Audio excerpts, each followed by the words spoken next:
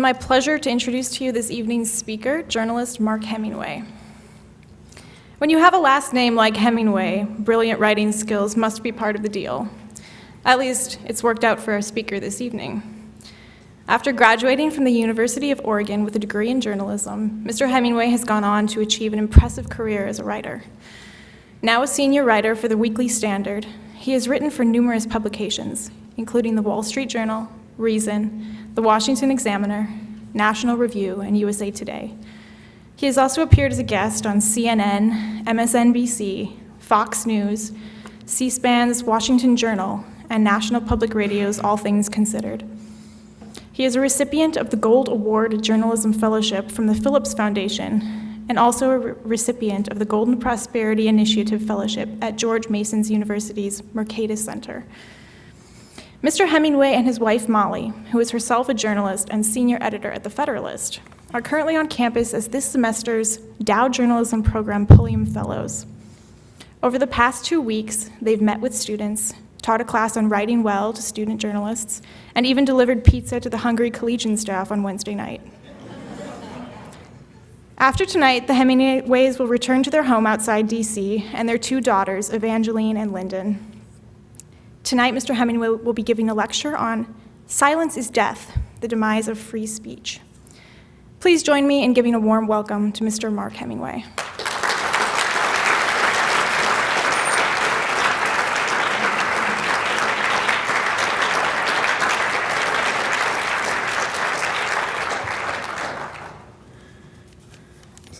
Sorry, before I begin, I just want to say my wife and I have been here teaching in Hillsdale for 2 weeks, and we knew a lot of people in the Hillsdale community, and I expected good things, but to say that our experience here has exceeded our expectations would be a tremendous understatement. In fact, I was just telling my wife that before we leave, we have to go to the bookstore and buy the place out, because I can go home and finally advertise that I have an academic affiliation that I can be proud of.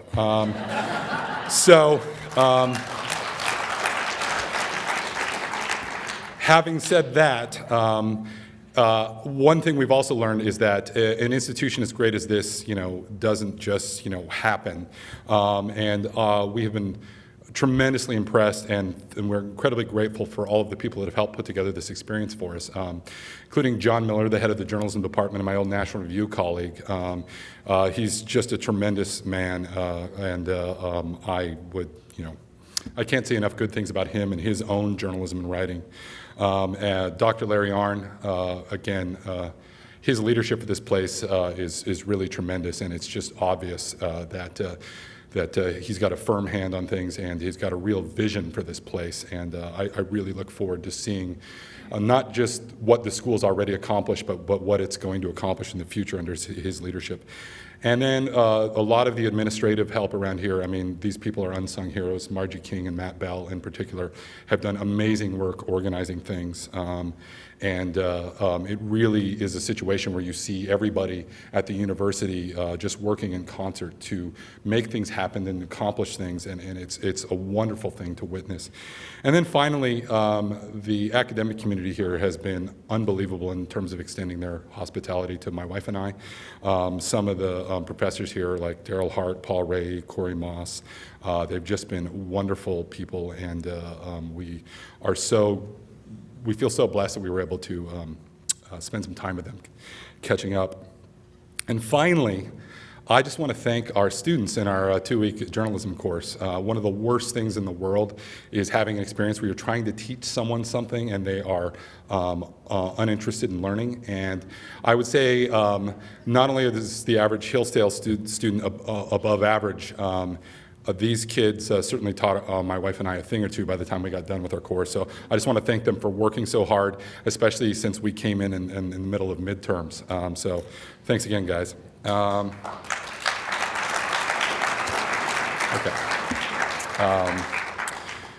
Okay, get ready to get lectured. I'm not sure I should phrase it that way, but let's just dive into this. So I'm a political journalist, and try not to hold that against me. But one way of describing what I do is that I spend my days arguing with people. When you put it that way, the job doesn't sound particularly enjoyable or pleasant, and I confess that it's often not. However, the debates roiling America at the moment, from the assaults on religious liberty to the size of America's ever-growing administrative state, are increasingly vital. To quote Calvin Coolidge, it is important that we be lovers of freedom and anxious for the fray. But as controversial and as even nasty as our debates have become, the most dispiriting thing about American politics is that I increasingly spend much of my time not debating the merits of particular candidates and policies, but having to reaffirm the necessity of having those debates in the first place. As for needing a reminder about the threats to free speech, you do not need to take my word for it. Last year, playwright and Oscar-winning screenwriter Tom Stoppard observed the threats to free speech are perilous. I think it's quite a frightening time, he said, accepting the Penn Allen Foundation Literary Service Award. Stoppard fled Nazi-occupied Czechoslovakia as a child and spent much of his career traveling and speaking out on behalf of artists and dissidents in the Soviet Union and communist Eastern Europe, so his concerns ought to carry considerable weight.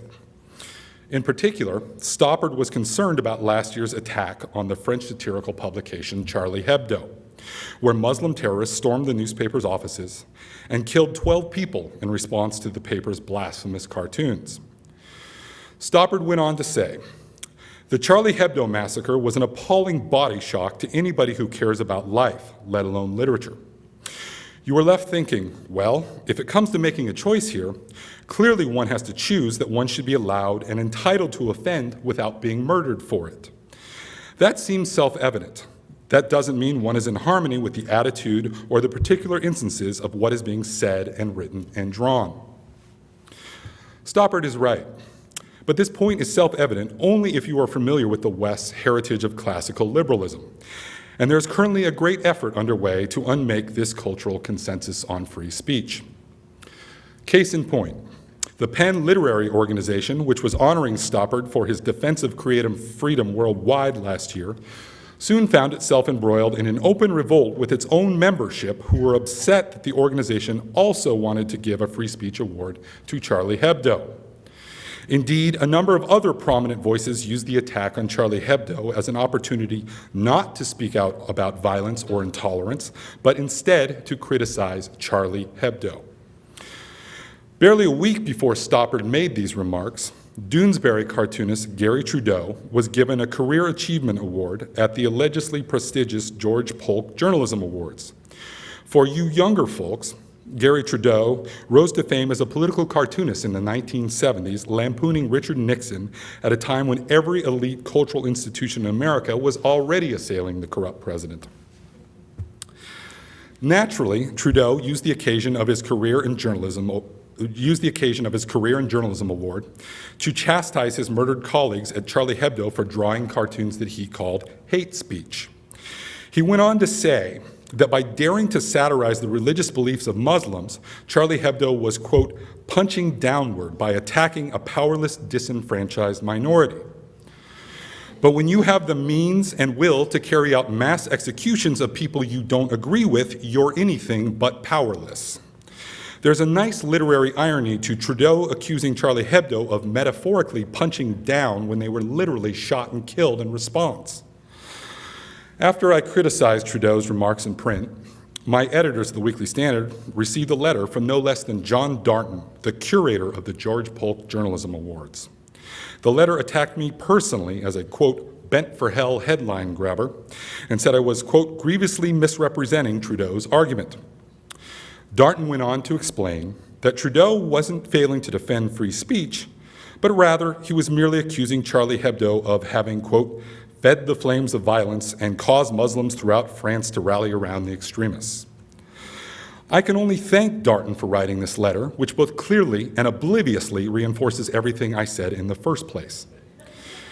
The notion that it is hateful to satirize people who hold undemocratic beliefs, up to and including the belief that it is justified to massacre the staff of a newspaper you think is guilty of blasphemy just because those people are labeled a powerless, disenfranchised minority, is dangerous nonsense.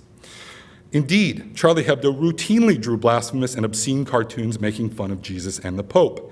Yet there was never a serious worry that a bunch of Christians would storm their newsroom and shoot them all. The suggestion that Muslims throughout France should be expected to rally around extremists who want to kill anyone who draws a cartoon mocking their faith is patronizing at best and racist at worst.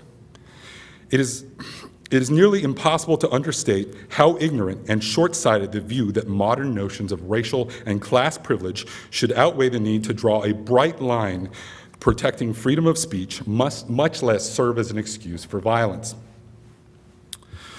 Perhaps in an ideal world, we'd all refrain from going out of our way to offend.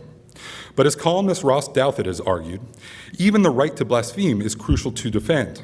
According to Douthat, if a large enough group of someones is willing to kill you for saying something, then it's something that almost certainly needs to be said, because otherwise the violent have veto power over liberal civilization. And when that scenario obtains, it isn't really a liberal civilization anymore. But among his peers, Douthat is a thinker of unusual clarity.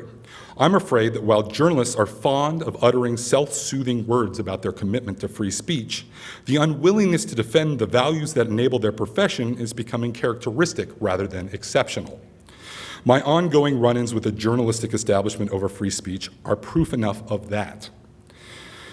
After the Hebdo massacre, many news outlets noted that one of the much-beloved, now-murdered Charlie Hebdo cartoonists, Stéphane Charbonnier, was put on a hit list in the pages of the grimly named Al-Qaeda magazine, Inspire.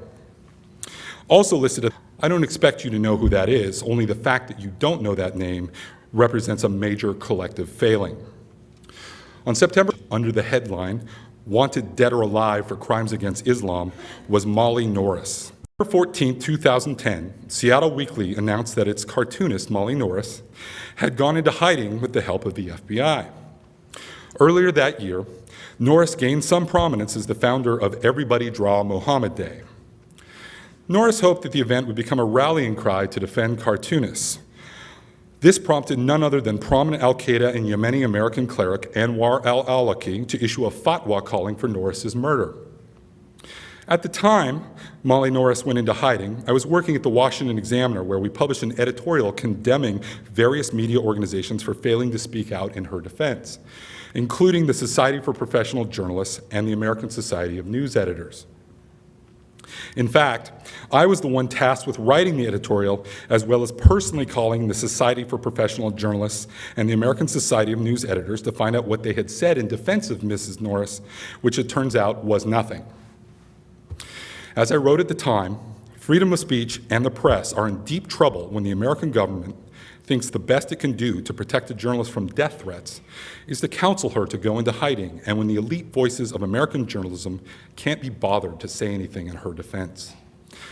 The Society for Professional Journalists responded to this criticism by privately emailing reporters across the country and saying the Examiner editorial was misleading, was, quote, misleading and most likely written to gain headlines. Now, where have I heard that before? That particular attack on our journalistic integrity was even more laughable when the transcript of my phone call to the Society of Professional Journalists was eventually published in response. Yet the most damnable aspect of the whole episode isn't just that most journalists chose to ignore what happened to Mollie Norris. It's that they are instead willfully deluded about the true threats to free speech. 4 days after Norris went into hiding, New York Times columnists lamented, quote, the venom on the airwaves equating Muslims with terrorists. Muslims are one of the last minorities in the United States that it is still possible to demean openly, and I apologize for their slurs. I'd suggest Mr. Christoph ask Ms. Norris if it's possible to demean Muslims openly, but I'm pretty sure she's unavailable for comment. Even before the Charlie Hebdo massacre, Christoph's Muslim apologia was pretty rich, coming in the pages of a newspaper that refused to print the controversial Danish Mohammed cartoons when they were the biggest news story on the planet in 2006. The New York Times justification for this at the time was that, quote, this seems a reasonable choice for news organizations that usually refrain from gratuitous assaults on religious symbols. After the Hebdo massacre last year, the Times once again doubled down on the pretense that it refrains from gratuitous assaults on religious believers. Under time standards, we do not normally publish images or other material deliberately intended to offend religious sensibilities, said the paper in a statement it gave to BuzzFeed.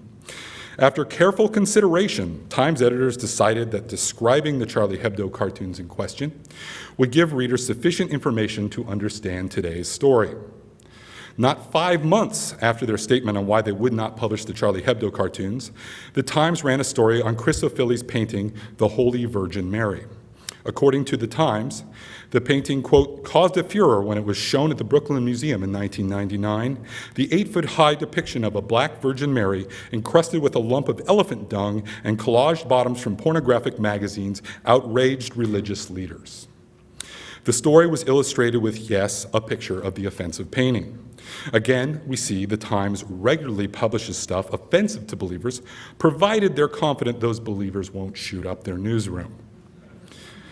Now, saying the New York Times should be brave enough to publish things that may invite violence upon itself is a lot to ask for. What's not a lot to ask for is for the paper to dispense with their transparently disingenuous rationalizations about why they won't do this. After the Charlie Hebdo attack, the Jyllands-Posten, the Danish newspaper that originally published the controversial Muhammad cartoons that sparked violence a decade ago, refused to publish any of Hebdo's controversial cartoons. The Jyllands-Posten editor, Flemming Rose, subsequently wrote a book, The Tyranny of Silence, about the paper's ordeal, and it is an admirable cri de coeur about the need for free speech. But when Rose was asked about his refusal to publish the Hebdo cartoons, he told the BBC, quote, "We caved in. Violence works. Sometimes the sword is mightier than the pen." At first blanch, Rose's explicit cowardice may be hard to digest, but compared to the New York Times, it's positively heroic. In response to Rose's comments, Timothy Garton-Ash points to the British columnist Nick Cohen, who observed, "If you are frightened, at least have the guts to say that. The most effective form of censorship is one nobody admits exists." It is both sad and undeniable that much of the Western media, along with most other guardians of public trust, are eager to self-censor and in complete denial about it. The only question before us now is what to do about it. We certainly didn't arrive at this place where our great institutions were unwilling to uphold the First Amendment overnight. I suggest to you that this cowardice and hostility to free speech is the result of being learned and taught and absorbed over generations. You can all congratulate yourselves for choosing to attend Hillsdale. But the reality is that higher education might bear more responsibility for this tragic state of affairs than any other institution. To give you just one example of how thoroughly baked into the American cake a wrongly critical view of the First Amendment has become, when issues of controversial speech arise in the news, almost inevitably you will hear some educated person quote Oliver Wendell Holmes's admonition that you can't falsely shout fire in a crowded theater. No one bothers to mention that Holmes's quote comes from a ruling where the Supreme Court decided that merely distributing flyers in opposition to the draft in World War I violated the 1917 Espionage Act. Indeed, a great many Americans did hard time because good Wilsonian progressives decided that opposing the government in public was a crime. And in case you're wondering, this is the same 1917 Espionage Act that President Obama invoked in 2015 to justify the Department of Justice snooping on the Associated Press newsroom and Fox News national security reporter James Rosen. I don't think it's an accident that Woodrow Wilson, the man largely responsible for probably the greatest abridgment of free speech in American history, the legacy of which still haunts us, was otherwise notable for being president of Princeton University. Further, Wilson's pioneering academic work in Hegelian progressivism, which represents a complete denial of obvious truths of human nature, is still the dominant intellectual force governing the academy and many other American institutions. How's the progressive legacy working out for higher education? Most of you are at least familiar with the goat rodeo at the University of Missouri last year, where a professor physically threatened a student journalist, and the inmates running Mizzou's asylum managed to get the university president fired. But it's worth looking at a few more of the many recent examples of higher education gone wrong. Imagine you went back to a more innocent time, say 10 years ago, when campuses were only largely rather than completely insane, and posited that any number of these recent developments were satire. People would regard these tales as unbelievable and incredibly overwrought. 2 years ago, the University of California, Berkeley was celebrating the 50th anniversary of the Berkeley free speech movement, often credited with kicking off the modern era of campus activism. Romanticizing the Berkeley free speech movement too much is a mistake, but by the standards of contemporary campus activism, even the use of the term free speech is laudable. However, I have my doubts that the 21st century Berkeley agrees. To mark the anniversary, UC Berkeley Chancellor Nicholas Dirks sent out a memo that read, "As we honor this turning point in our history, it is important that we recognize the broader social context in order for free speech to thrive." You can probably tell where this is heading. Dirks went on to say, specifically, we can only exercise our right to free speech insofar as we feel safe and respected in doing so. It is emphatically not true that the right to free speech depends on whether or not you are in a safe space, which is a concept that college kids like to talk about but doesn't really exist. Rather, the entire notion of America stands or falls on the assertion that the absolute right of free speech predates and stands apart from any authority that threatens it. History is full of heroes and martyrs that will testify to that. Were he alive, Patrick Henry would no doubt inform Chancellor Dirks that "give me liberty insofar as we feel safe and respected asking for it" doesn't quite have the same ring to it.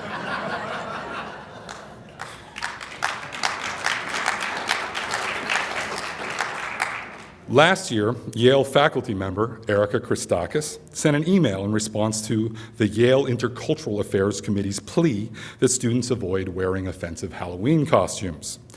Students reacted so poorly to her email that a few weeks later she announced she would suspend teaching courses at Yale. Christakis asked what she mistakenly thought was a rhetorical question. Have we lost faith in young people's capacity, in your capacity, to exercise self-censure through social norming, and also in your capacity to ignore or reject things that trouble you? Also last year, contrarian students at Amherst University posted flyers objecting to the message of campus protests sweeping the nation that said, "In memoriam, free speech." A left-wing student group fired off an angry letter to the administration in response to the students concerned about preserving free speech. Among their angry demands were that the students who posted the flyers about free speech, quote, "go through the disciplinary process if a formal complaint is filed, and that they be required to attend extensive training for racial and cultural competency."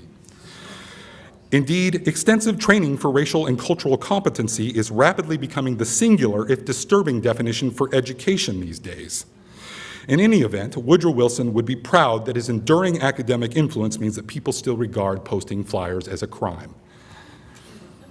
And speaking of Woodrow Wilson, students at Princeton University, caught up in the recent spate of campus protests, have been demanding Wilson's name be removed from campus.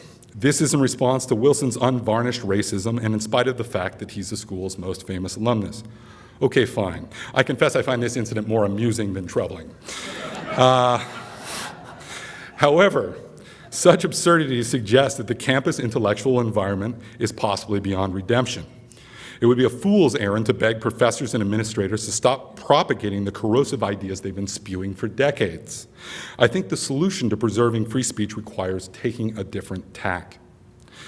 So I propose appealing to America's students directly and asking them to do the one thing young adults never do, and that is this: please consider your own mortality. It feels great to be young, and I hope the students here today are self-aware enough to enjoy it. But I know one fact about everyone in this room for certain, and that is someday we're all gonna die.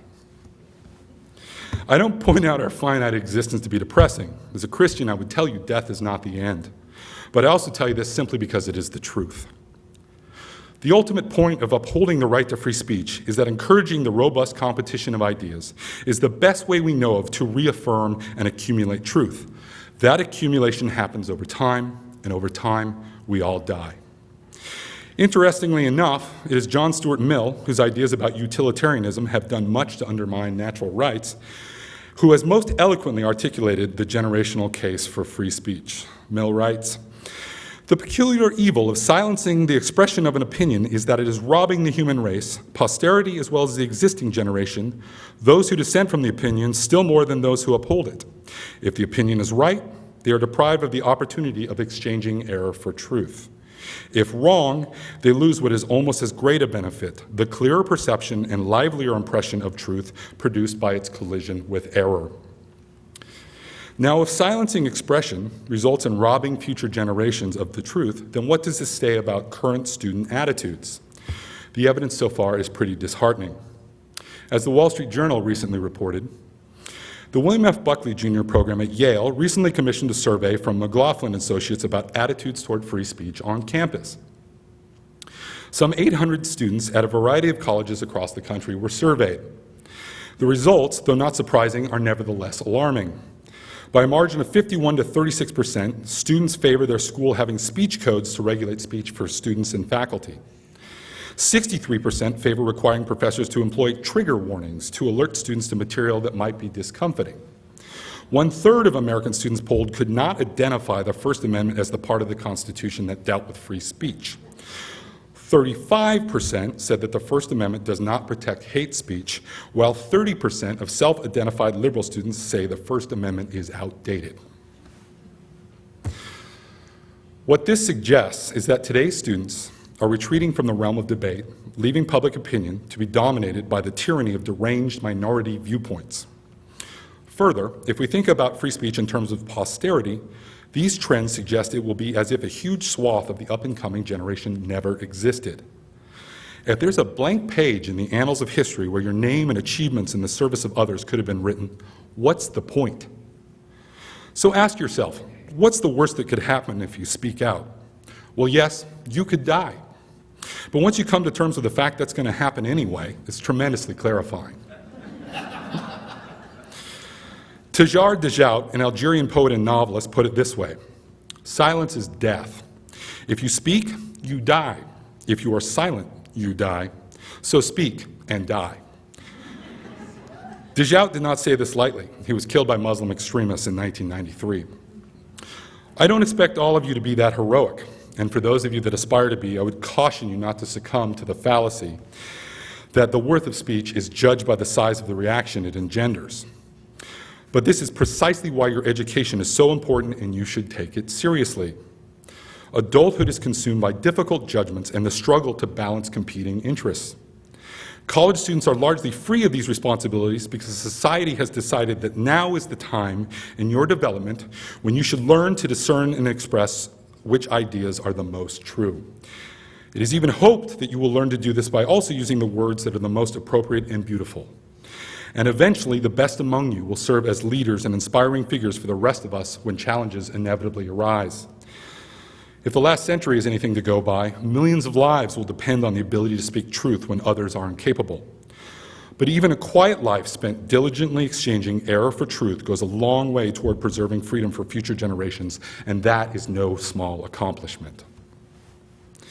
So I reiterate that you are incredibly fortunate to attend a university that, from what I have witnessed, stands firmly in opposition to all of the forces conspiring to destroy our heritage of freedom. And it is my hope that all of you blessed to attend and contribute to this unique school can both serve as an example and reach out to the many other young Americans who not only aren't being told the truth, but are being threatened the moment they stumble across it. I hope that you spend your time at Hillsdale honing your God-given abilities so that you are up to the enormity of the task being thrust upon future generations. But most of all, I hope that when you leave this room tonight, and eventually when you leave this campus for the wider world, you do so with a renewed sense of purpose regarding the two things that all of us were born to do: speak and die. Thank you very much.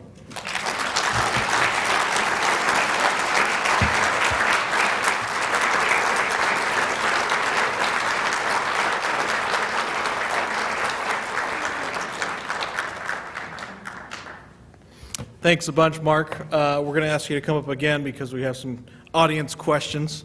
So please stand when the microphone is brought to you and make the question shorter than the answer will probably be.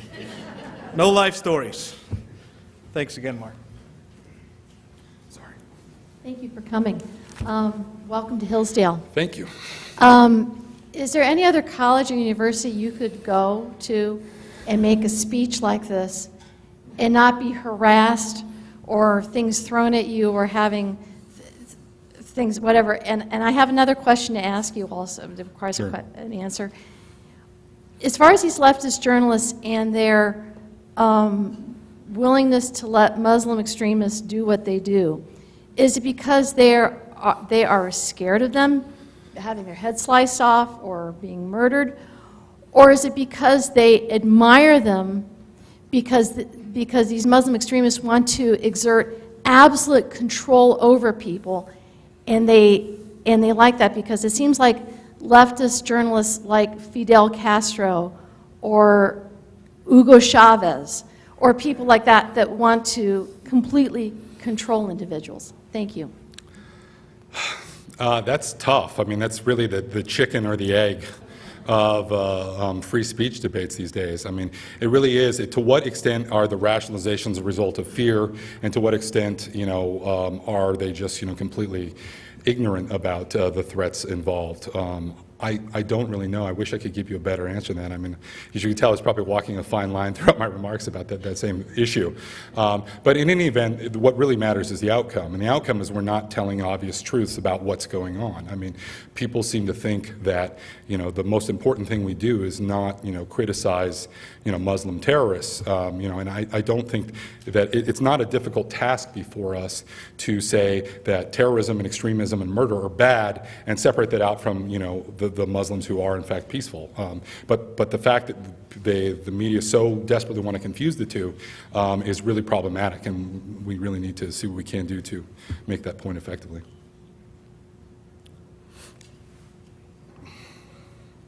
I have two quick questions. Barack Obama once said the future does not belong to those who insult the prophet. Right. Who was he talking to, and what was he really trying to say? And the second question is, whatever became of Salman Rushdie? Those are good questions. One is, it's not just that. I mean, if you, sorry, excuse me. I'm much better when I have prepared written out remarks, as you can see. There's been a lot of signaling, not just by Obama personally, but by the State Department and other things in the Obama administration, where they're like winking to the Muslim world, where they think that if they just sell out our American ideals about free speech, that will somehow get these Muslims who are sort of totalitarian in nature and totalitarian in the nature of their threats to back off, like somehow that is the way to deal with that. We saw after the Benghazi attacks, what did they do? They rounded up a guy whose crime was, they said it was a parole violation, but it was obvious they were arresting him because he put up a video on YouTube that Muslims in the Middle East didn't like, and threw him in jail. And they've done this sort of thing repeatedly, and it's all just about signaling, thinking that showing that they have some sophisticated cultural understanding will keep these people from killing us, which, as we've learned time and time again since then, just, it's just not the case. As for Salman Rushdie, people forget what a serious ordeal that was back in the 80s. I mean, I think it was the Japanese translator of his book was actually killed, and Rushdie was in hiding under security for a number of years. I think that it's been long enough that the threat has died down somewhat, but I know that Rushdie is still, careful about his security and everything else. But just raised the bounty on his head. Oh, they did. I had not heard that. But there have been a number of other threats. There was a British publisher that was firebombed because they published a novel about, from the perspective of one of Muhammad's wives a couple of years ago. And Charlie Hebdo had several attacks before they were, both attacks and threats before the terrorists actually succeeded. So it is very much not a free landscape for people that want to say anything critical about Islam. In theory, at least, there is a perfect, albeit ironic, solution to the problem you described. All it takes is a successful prosecution of one test case, and results from the Restoration of Civil Rights Act sponsored in the 70s by Ted Kennedy, according to which violation of a civil rights by a university of any one department suspends federal support of all departments. Why couldn't something like that be tried? Well, I don't know, that's an intriguing idea. I would say this, which is that free speech is best when it is a cultural understanding that everybody just sort of acknowledges, rather than people litigating each other, to protect the right of free speech. The problem is the unmaking of that consensus, I think. If it comes to that, maybe it comes to that, but I just think that the current cultural and political consensus, the moment you went down that sort of legal path, might end up blowing back in your face.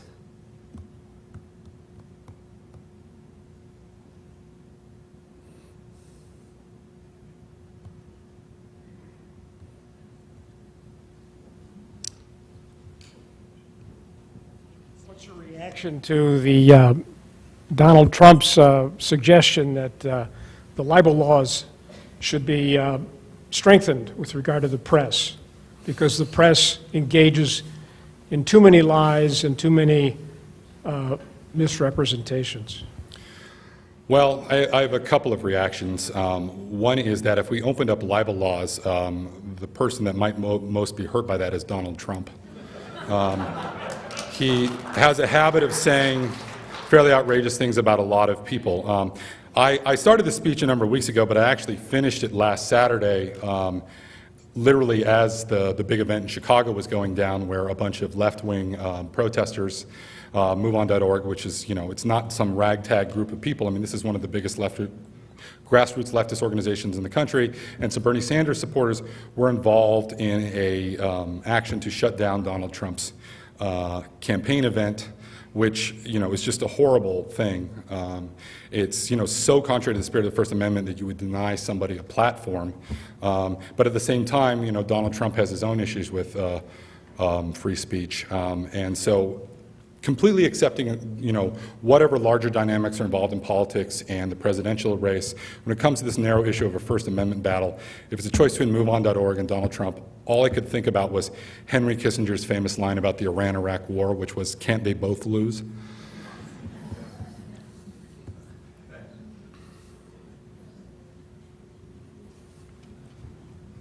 Mark, thank you very much. As part of that, Saul Alinsky, his idea is to isolate Right. and then basically take everybody down in the process. And that sounds like what the left has in mind at this point. I just wonder what your comments are regarding that. Oh, I think that's absolutely correct. I was just reading a story today about, in Politico, about Michelle Obama's Let's Move healthy nutrition campaign for children. And what was fascinating to me about this article was it treated this notion that the Obama administration was sort of wink-wink issuing regulatory threats against soft drink, manufacturers and all kinds of other food manufacturers who, it was basically threatening them to get on board and support this nutrition program the White House was going to do, or else. And the way the article treated this was just, well, this was kind of business as usual in Washington. And I find the idea that people just, go around wielding money and power as a means of fostering consent, I guess technically on some level that's legal, but the idea that we see every issue as a political one that we need to immediately polarize and exploit is really, really troubling. And again, it speaks to what I'm talking about on making this consensus on civil disagreement, being allowed.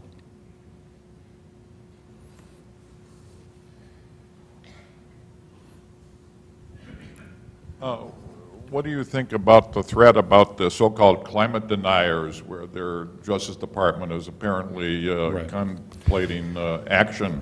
There is a sitting U.S. Senator, Sheldon Whitehouse, from Rhode Island, who wrote an op-ed in the Washington Post saying that people who don't believe in climate change should be prosecuted under RICO laws. In other words, they're guilty of racketeering. He wrote this last year, and it was, again, another thing where everybody just blinked and shrugged and said, the idea that a sitting U.S. Senator is floating these ideas in the Washington Post and, klaxons aren't going off is just absolutely beyond me. And the fact that the Attorney General was, further asked about this, and she, seemed to treat the idea as if it was a legitimate one is even more alarming. But, keep in mind, they already did this with tobacco executives in the 1990s. I'm not a big fan of, tobacco. I think it's unhealthy, and I think that maybe there isn't even a case where it should be regulated. But the idea that you're using racketeering laws to stop people from smoking is just an appalling abridgment of basic individual liberty.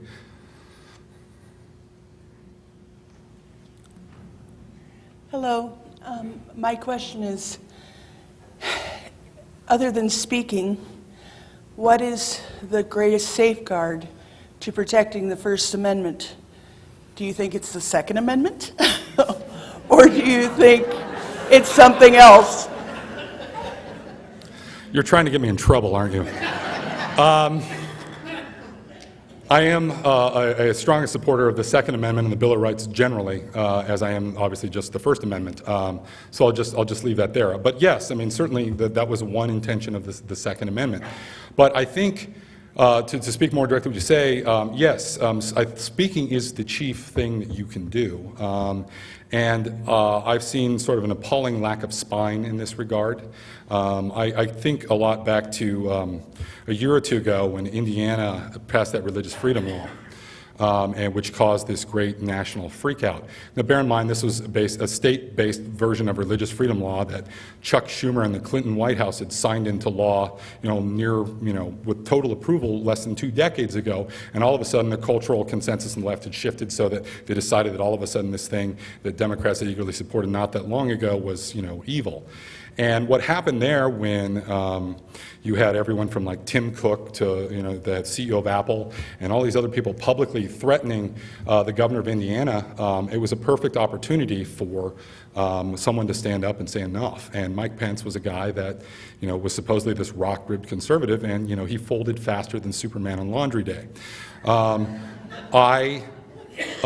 it's really disheartening. What we really need to do is we need leaders who are put in those situations just say no. I mean, what's Apple going to do? Apple's going to stop selling their products in Indiana. Meanwhile, they're going to continue selling them in Saudi Arabia, where their human rights record, on gay issues is fantastic. No, Mike Pence needs to stand up and humiliate Tim Cook over that, but he didn't do it. We need people to, speak the truth about these things. They took away from you. You can't buy an incandescent light bulb. And, that's everybody laughs at something like that, but that's a freedom they took away from you. That's a choice, no free enterprise. And so if they can get away with that, there's a bunch more they'll try to get away with. My wife has bad eyes, so I am incredibly sympathetic to that plight. Further, that was also done by Republicans, I might add. That was not a Democratic initiative. My other favorite part about this is that the compact fluorescents they want you to replace your lights with have mercury and other dangerous chemicals in them, so if you break one in your house, what am I supposed to call in a team of people in hazmat suits? But yeah, there is a cavalier attitude toward these sorts of things. I mean, even Republicans to a large degree have embraced social engineering in ways that I find, frankly, disturbing. To go back to the example I was telling you about Michelle Obama's Let's Move campaign, where she's trying to tell Americans what to eat. Well, part of the reason why we have such an obesity problem and nutrition problems in this country is because poor people eat poorly because they eat the cheapest, most processed foods because that's all the money they have. If you want people to eat better, make them wealthier. But Democrats won't they are wedded to redistributionist policies that make people poorer, so they're constantly tinkering around the margins with stuff that doesn't actually fix the underlying problem. Democrats are constantly promising to cure dandruff with decapitation. And I don't know what you can do about it. But there definitely needs to be an attitude of individual liberty and individual responsibility restored. But with that comes, people need to be educated. They need to know what their options are. They need to be able to have the self-confidence in their own faculties to trust themselves to make decisions. And government clearly doesn't think that they can be trusted.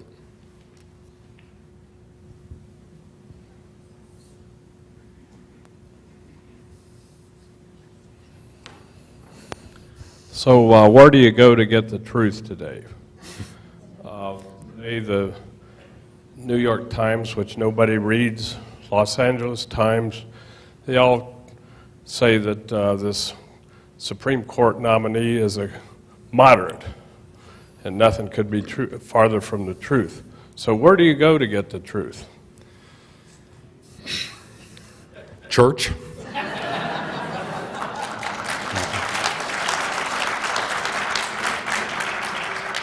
But that is a good question. The only thing I would say here is that there's this giant liberal fallacy. Obama, I know it's a Martin Luther King quote, but Obama's really fond of quoting it, the moral arc of history bends toward justice. And while I respect Dr. King a great deal, that quote is total nonsense. I mean, history is full of times where, our cultural and, societal progress has been, turned back hundreds of years. I mean, there's a reason why they called them the Dark Ages, So I find this notion that, so we have to be careful about a couple things. One is simply thinking that things are worse than they're ever going to be now, or thinking that things can't get worse in terms of the social progress that Democrats and other progressives want us to buy into.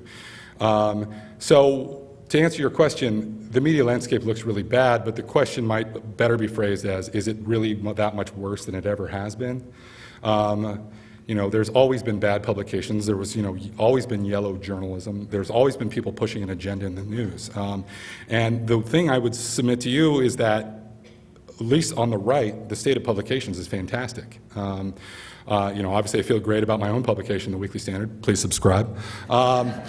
But National Review is a fantastic magazine. There are all kinds of lesser conservative magazines that maybe you are or are not familiar with that I can't recommend enough. The Claremont Review of Books is terrific. Yuval Levin's National Affairs Quarterly is fantastic. The New Atlantis is this great conservative journal that takes on scientific and ethical issues. There is a lot of great information out there, but it requires a populace that is educated and intelligent enough to know when they're being lied to and seek out things that they are capable of judging as being accurate. And we are in a situation where the educational state of things is very, very poor. People need to be spoon-fed, and a lot of people make a lot of money spoon-feeding people.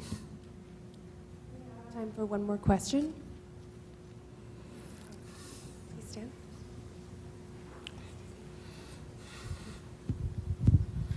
Thank you very much. My question today, there's obviously a bunch of young journalists in the audience today, and unfortunately we live in a society where the things that need to be said often incite such anger, and I think everybody in the audience would agree that when you make somebody too mad, they start to ignore your opinion.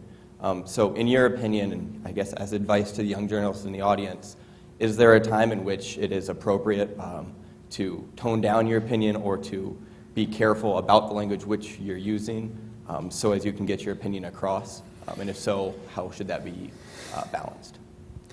Well, this is really tricky because part of what's going on right now here is the late Christopher Hitchens, who was a man I very often profoundly disagreed with, but one of the great things about free speech is I can point to this guy and say I had actually admired his rhetoric quite a bit.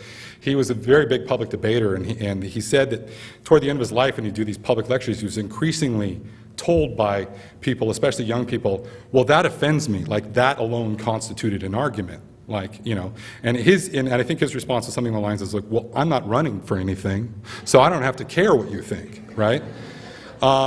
So, I mean, I don't think obviously you should go out of your way. Like I said in the speech, I said in the speech, it really is a big fallacy where people think that, just by outraging people, they've done something. I would encourage you not to do that. I would encourage you to just, speak the truth. And if other people can't handle the truth, well, that is their problem, and it's not actually yours. But this also goes back to the education thing, which is that I read this story today. I actually wrote a little squib about it for the magazine, where up in some township in New Jersey, what had happened, the two sixth graders, one of them had been dragged before an administrative judge who found that he was guilty of bullying because he had told his classmate that he didn't think vegetarianism was a good idea. His classmate was a vegetarianism, and that his brain wouldn't be as smart, and that vegetarians were idiots. And what's interesting about this case is if you actually look at the administrative judge's ruling, well, one, when he found the kid guilty of bullying, as stupid as it is, I can't really blame the administrative judge because the ridiculous law says singling out anybody for any distinguishing characteristic is bullying. I mean, and if that's the case, then what kind of absurdities are going to flow from basic, punishing people for basic disagreement? And then further in the decision, he singled out the statements the kid had made about vegetarianism being bad as being the punishable statements, not the vegetarians are idiots. And I just don't know what situation we're in here where school officials like principals and teachers lack the moral authority to tell the kid, look, you're entitled to have your opinion about vegetarianism, but you're not expressing it in a very nice or civil way. But instead, the kid gets dragged before an administrative judge who, a waste of everybody's time to sentence this kid to 5 lunchtime detentions or something over this.